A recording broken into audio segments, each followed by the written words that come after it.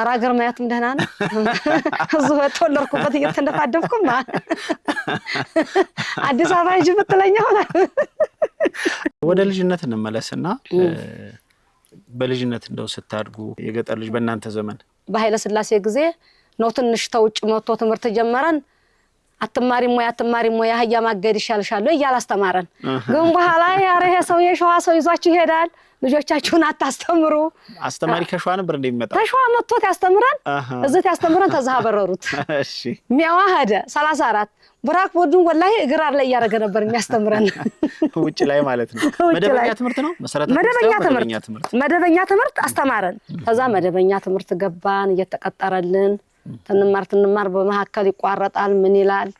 ትንሽ መሰረታዊ ትምህርት ተምረናል ያው ስማችንን እንይዛለን እስከ ስንት ማለት ነው እንደዚህ ይሆናል ያው 4 አካባቢ በለው ያው በነፍሳችን ጊዜው ዝም ብለን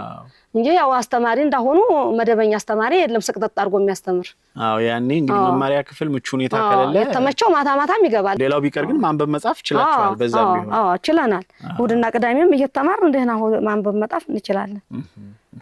ስለዚህ የትምህርት ፍላጎት አለ ማለት ነው በዛም ዘመን እዚህ አካባቢ እንፈልጋለን ትምህርቱ እንኳን ባልተስፋፋበት ዘመን የመማር ፍላጎት ወላሂ